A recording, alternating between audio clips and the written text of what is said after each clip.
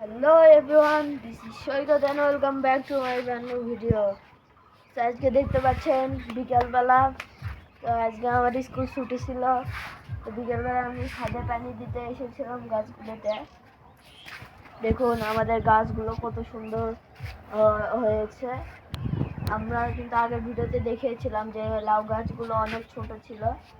দেখুন লাউ গাছ, তার সাথে সিমের গাছে দেখুন একটা সিমও ধরেছে। এই যে তার সাথে দেখুন লাউ গাছে লাউ ধরেছে। এই যে একটা, অনেকগুলো ধরেছে, নিচে একটা, তাছাড়া এই দেখুন এই দিক দিয়ে বেশি।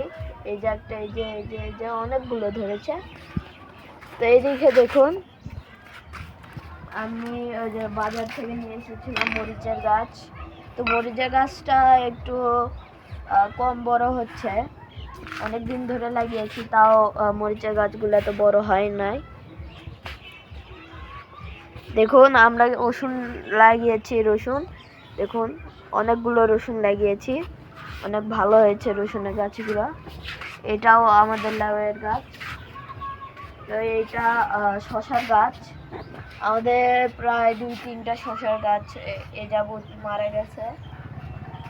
তাছাড়াও দেখুন আমাদের অনেকগুলো বেগুনের গাছ ছিল, সেই বেগুনের গাছগুলো কিন্তু মারা গিয়েছে। তার সাথে আমি সেই জায়গায় কিন্তু দেখুন এই দেখুন টমেটোর গাছ আমি বাজার থেকে নিয়ে এসেছিলাম।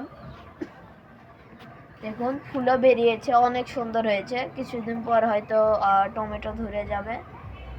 আর এই যে আমাদের অনেক আগে লাগানো পুরনো মরিচের গাছ, সবগুলোর থেকে এটাই একমাত্র বেঁচে আছে এবং এই কিন্তু অনেক ভালো ফলন দেয়। দেখুন একসাথে অনেকগুলো মরিচ ধরে এক গাছে।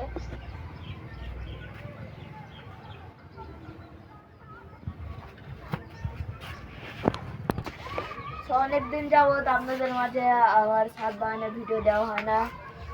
আজকে আমাদের ছাদ বাগানটা দেখালাম একটু। দেখুন এই যে আমাদের পুঁই শাকের গাছ, পাতাগুলো ঝরে গিয়েছে, শুধু দেখুন এই যে কয়েকটা যদি আপনি নিয়ে হাতে ভাঙেন, এই দেখুন লাল কালারের কিছু একটা বের হয়। এই যে দেখুন আমাদের কুমড়ার গাছ, অনেকগুলো কুমড়া ধরেছে।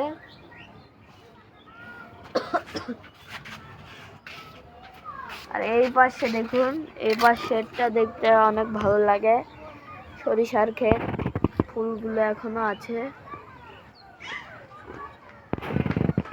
এই যে দেখুন দূরেও কিন্তু কয়েকটা সরিষার ক্ষেত আছে, সরিষার ফুল এখনো আছে। সন্ধ্যা হয়নি এখনো, তাও কুয়াশা পড়েছে, সেজন্য কিন্তু একটু আবসা আবসা লাগছে ভিডিওতে।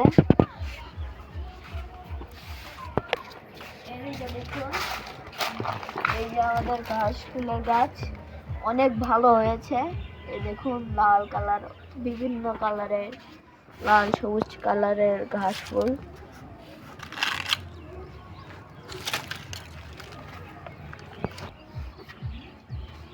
তো গাইস আজকের ভিডিওটা ছিল এই পর্যন্তই।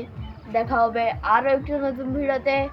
যারা ইউটিউব থেকে দেখছেন তারা অবশ্যই সাবস্ক্রাইব করবেন, যারা ফেসবুক থেকে দেখছেন তারা অবশ্যই বেশি বেশি লাইক কমেন্ট শেয়ার করবেন। ধন্যবাদ।